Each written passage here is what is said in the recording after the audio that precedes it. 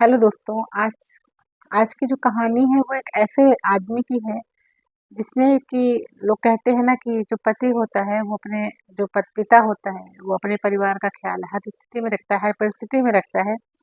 लेकिन इस इंसान ने जैसे अपने परिवार का ख्याल रखा और आप सुनेंगे तो आप भी हैरान हो जाएंगे। क्या क्या कोई इस हद तक भी सोच सकता है इस बारे में, अपने परिवार के बारे में? तो आज की कहानी अगर आपको अच्छी लगे तो लाइक करिएगा, चैनल पर पहली बार है तो सब्सक्राइब करिएगा। आपका एक लाइक और एक सब्सक्राइब हमें हमारे हौसलों को बुलंद कर देता है नई नई चीज़ों को लाने के लिए। और कमेंट ज़रूर करिएगा क्योंकि आपके कमेंट से हमें पता चलता है कि आपको कहानी कैसी लगी और हम लोग क्या इम्प्रूवमेंट कर सकते हैं अपनी कहानियों को लाने में और बताने में। तो कमेंट के माध्यम से आप हम लोगों को बता सकते हैं। तो चलिए कहानी शुरू करते हैं दोस्तों। तो ये कहानी ऐसी है कि जिसने भी सुना उसने वो यकीन नहीं कर पाया कि क्या ऐसा सच में होता है। लेकिन हाँ, कुदरत का कुछ ऐसा करिश्मा होता है कि ऐसा होता है, रियल लाइफ में भी देखने को मिलता है। तो कहानी दोस्तों ऐसी है कि ये कोरोना के टाइम की कहानी है जो कि बाद में सब लोगों के सामने आई, मीडिया के सामने आई तो लोगों को विश्वास नहीं हुआ।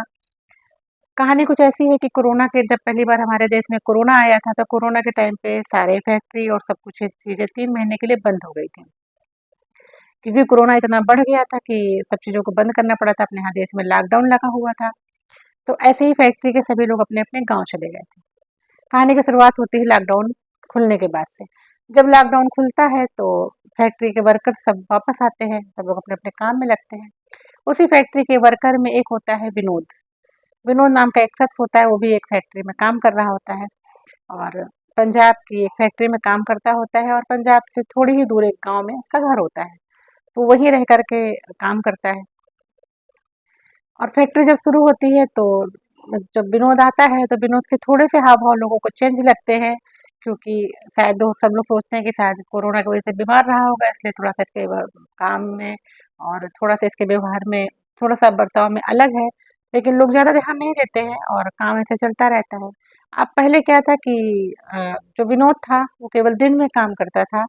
लेकिन अब जब विनोद कोरोना के बाद वापस आया है तो नाइट शिफ्ट भी करने लगा, नाइट ड्यूटी भी करने लगा, ओवर टाइम भी करने लगा। तो वहाँ का जो मैनेजर था वो कहता था कि तुम आजकल इतना काम करते हो, तुमको नींद नहीं आती है क्या? तो बस वो एक ही शब्द बोलता है, बोलता है साहब अब नींद कहाँ है? वो सोचते हैं कि शायद इसकी मजबूरी है कुछ और 3 महीने से चूँकि फैक्ट्री बंद रही है, काम-धाम बंद बंद रहा है, इस वजह से हो सकता है इसके ऊपर कर्जा-वर्जा हो गया हो और ये परेशान हो इसलिए ये ओवरटाइम और नाइट शिफ्ट दोनों कर कर के और अपना कर्जा निपटाना चाहता हो। ये सोच कर के लोग जो है अपनी बातों को ध्यान नहीं देते हैं उसकी और काम चलता रहता है। 10 दिन 15 दिन बीतते हैं और एक दिन क्या होता है कि वो नाइट शिफ्ट कर रहा होता है और जो बाहर दरबान होता है वो किसी काम के लिए अंदर आता है। अंदर आता है तो देखता है कि विनोद जिस चेयर पे बैठ के काम करता है, वहाँ पे विनोद ना होकर के कोई अलग ही टाइप का इंसान लेटा हुआ है। वो डर जाता है कि ऐसा क्या हुआ, यहाँ तो विनोद काम करता है, ये तो विनोद की जगह है और यहाँ ये कौन लेटा हुआ है? थोड़ा-सा उसको अलग दिखा तो वो भागते हुए जाता है और जो नाइट ड्यूटी में जो सुपरवाइज़र होता है उसको बताता है कि ऐसा है कि विनोद की जगह पर तो कोई और भी लेटा हुआ है और वहाँ विनोद नहीं है। सुपरवाइज़र कहता है कि ऐसे कैसे हो सकता है? वो विनोद की नाइट ड्यूटी लगी हुई है, नाइट ड्यूटी उसने ली हुई है और नाइट ड्यूटी में नाइट शिफ्ट में वो अपनी अपनी ही मशीन पे काम कर रहा है। चलो देखता हूँ वहाँ पर कौन है, विनोद की जगह और कौन आया है। जब सुपरवाइज़र उस दरबान के साथ उस विनोद की सीट पे पहुँचता है तो वहाँ पे देखता है कि विनोद ही अपना काम कर रहा होता है, विनोद ही बैठा होता है। तो सुपरवाइज़र थोड़ी-सी बात करता है कि और विनोद ठीक हो, तुमने खाना-वाना खाया? बोला हाँ साहब ठीक है, काम कर रहे हैं। तो जो सुपरवाइज़र होता है वो दरबान को डाँटता है कि तुमको भी फालतू की चीज़ें दिखाई देती हैं और तुमने अपना भी टाइम वेस्ट किया और हमारा भी टाइम वेस्ट किया। दरबान को लगता है शायद मेरे ही देखने में कुछ गलती हो गई हो और दरबान वहाँ से चला जाता है। दिन ऐसे ही बीतते रहते हैं। एक दिन की बात है कि दूसरे दिन सैलरी मिलने वाली होती है। जैसे कि आप लोगों को पता है कि प्राइवेट फैक्ट्री में 7 तारीख को सैलरी मिलती है, सैलरी बाँटी जाती है। तो 6 तारीख की शाम तक विनोद जो होता है 6 तारीख की रात तक की ड्यूटी करता है और 7 तारीख को उसको सैलरी मिलनी होती है, उसको पेमेंट मिलने वाली होती है। 6 तारीख की नाइट ड्यूटी करने के बाद जब सुबह विनोद जाता है तो सुबह की डे की ड्यूटी में विनोद नहीं आता है। तो सुपरवाइज़र ने सबको जब सैलरी दी तो विनोद का भी नाम लिया गया तो पता चला कि आज विनोद एब्सेंट है। तो सुपरवाइज़र ने सोचा कि इस महीने उसने बहुत काम किया है, एक भी छुट्टी नहीं ली और दिन भी काम किया, ओवरटाइम भी काम किया और नाइट भी काम किया कभी-कभी, तो हो सकता है थक गया हो तो आज के बजाय कल आएगा। ज़्यादा किसी ने उसको गौर नहीं किया और इंतज़ार करने लगे कि चलो कल आएगा। दूसरे दिन 8 तारीख को भी विनोद काम पे नहीं आता है। जब विनोद 8 तारीख को भी काम पे नहीं आते, थोड़ा-सा जो सुपरवाइज़र होता है वो फिर सोचता है कि जिस आदमी को पैसे की इतनी ज़्यादा ज़रूरत थी कि वो दिन-रात फैक्ट्री में काम करता रहा और वो आज भी नहीं आया, जबकि 7 को सैलरी मिलती है, बढ़ती है यहाँ पर, आज 8 तारीख है, 8 को भी नहीं आया। वो सोचा शायद वो गाँव-वाँव चला गया हो या बीमार होगा, 1-2 दिन और देखते हैं। ऐसा ही नॉर्मली विचार जैसे आते हैं, वैसे नॉर्मल विचार वहाँ के सुपरवाइज़र के ऊपर भी मन में भी आए और टाल दिया। ऐसे करते-करते 12 तारीख हो गई। दोस्तों जब 12 तारीख हो गई, 5 दिन बीत गया, तो जो सुपरवाइज़र था, अब सबकी सैलरी बढ़ चुकी थी, सिर्फ़ विनोद की सैलरी बची हुई थी।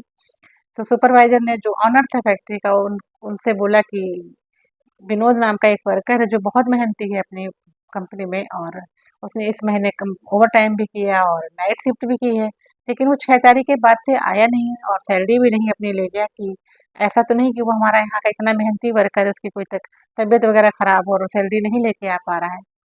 तो जो ऑनर था उस कंपनी का, वो बहुत ही अच्छा था, तो उन्होंने कहा कि ऐसा उसने कहा सुपरवाइज़र ने कि सर क्या करें, हम लोग जाकर के उसके गाँव जाकर के सैलरी दे आएँ, हो सकता है कि उसकी तबीयत वगैरह ख़राब हो और वो आने में असमर्थ हो, उसके परिवार में भी कोई ऐसा ना हो और उसको पैसे की ज़रूरत होगी तो वो कहाँ से लेगा। तो बहुत ही अच्छे विचार थे उन लोगों के। तो सुपरवाइज़र अपने साथ एक लोगों को और लेकर के और उसके गाँव का पता लेकर के उसके गाँव जाता है कि जाते हैं, ये जो पैसे हैं जो उसने अपनी इतनी मेहनत से कमाए हैं, ये जाकर के उसके घर में दे आते हैं, हो सकता है उसकी तबीयत खराब हो और वो इस वजह से ना आया हो।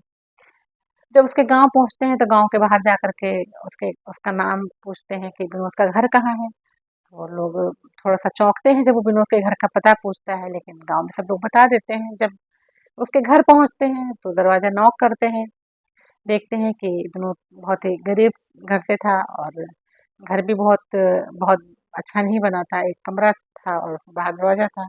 जैसे ही वो दरवाज़ा नॉक करते हैं तो एक महिला निकल के आती है उस अंदर से और 2 छोटे-छोटे बच्चे दरवाज़ा खोलते बाहर आते हैं। तो जब वहाँ के जो सुपरवाइज़र थे उन्होंने कहा कि विनोद कहाँ है? बोले आप विनोद की पत्नी हैं? तो उन्होंने कहा हाँ, मैं विनोद की पत्नी हूँ। तो बोले विनोद कहाँ है? तो वो जब ये सुनती है तो थोड़ा-सा परेशान हो जाती है। उसने कहा क्यों साहब क्या हो गया? तो बोले कि विनोद विनोद कहाँ है? मैं आपसे पूछ रहा हूँ कि विनोद कहाँ है? तो उन्होंने कहा सर उनको तो खत्म हुए 3 महीने हो चुके हैं। उसने कहा 3 महीने हो चुके हैं, ऐसा कैसे हो सकता है? तो उन्होंने कहा हाँ साहब आप किसी से भी पूछ लो, आप घर गाँव में पूछ लो, आप अगल-बगल पूछ लो हमारे।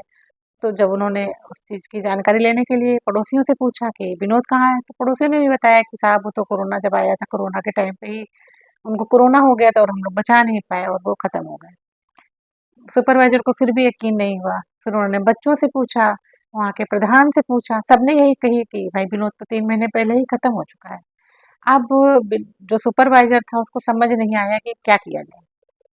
फिर उसने कहा कि चलिए आप लोग कह रहे हो कि विनोद खत्म हो चुका है 3 महीने पहले, लेकिन हमारी कंपनी में तो विनोद ने पूरे 1 महीने तक काम किया है, ओवरटाइम भी की है और नाइट में भी काम किया है, ओवरटाइम में भी काम किया है, तो हम उसके जो पैसे बनते हैं वो पैसे हम लेकर के आए हैं और उसने चूँकि काम किया है तो ये पैसे हम चाहते हैं कि आप लो, आपके पति ने हमारी कंपनी में बहुत मेहनत से 1 महीने काम किया है। तो वो पैसे का पैकेट जैसे ही उसकी पत्नी को पकड़ाते हैं, विनोद की पत्नी को जब वो पैसे का पैकेट पकड़ाते हैं, तो बोलते हैं ये लीजिए कि इस बार उसकी जो तनख्वाह बनी है वो हर महीने से ज़्यादा बनी है। ऐसे ही कुछ 50,000 में थोड़ा ही कम होगा। जब वो उसकी पत्नी 50,000 रुपए सुनती है तो उसकी आँखों में आँसू आ जाते हैं। उसकी आँखों में जब आँसू आ जाते हैं तो सुपरवाइज़र ये देख कर के हैरान रह जाता है कि मुझे आए 2 घंटे हो गए, मैं 2 घंटे से बात कर रहा हूँ विनोद की, तब विनोद की पत्नी की आँख में एक भी आँसू नहीं आया और ये पैसा लेते ही विनोद की पत्नी रोने क्यों लगी? ये सुपरवाइज़र सोचने लगता है और उससे पूछता है कि अच्छा आप ये बताइए कि जब मैंने विनोद के बारे में इतनी देर से बात की तो आप एक बार भी नहीं रोए, आपने नॉर्मल बात की, जब ये पैसा लेने के बाद आप क्यों रो रहे हैं? तो उन्होंने कहा कि साहब आप जो कह रहे हैं कि इन्होंने 3 महीने तक हमारे यहाँ काम किया है, 1 महीने तक काम किया है, तो अब मुझे समझ में आया कि आप सही कह रहे हैं। क्योंकि जब ये इनके इनकी जब मृत्यु हो गई और हमारे घर में हम लोग का कोई सहयोग करने वाला भी नहीं था, हमारे घर परिवार में भी कोई ऐसा नहीं था जो हमारा सहयोग करता, धीरे-धीरे, थोड़े-थोड़े पैसे सब लोग देते थे। तो ऐसे करके महीने 2 महीने कट गए। अब हमारे यहाँ खाने तक की परेशानी थी। तो मैं एक दिन अपने बच्चों से यही कह रही थी कि अगर कहीं से 40-50 हज़ार रुपए का इंतज़ाम हो जाता, तो मैं यहीं गाँव के पास ही एक दुकान कर लेती, जिससे हमारे और बच्चों का पालन-पोषण होता रहता, बच्चे हमारे भूखे नहीं मरते। तो शायद ये उन्होंने सुना है और यही 50,000 रुपए उन्होंने मेहनत करके अपने मरने के बाद भी मेहनत करके ये 50,000 रुपए को इंतजाम करके और आपके द्वारा हम लोगों तक पहुंचाया है। बस ये कहकर वो पत्नी रोने लगी।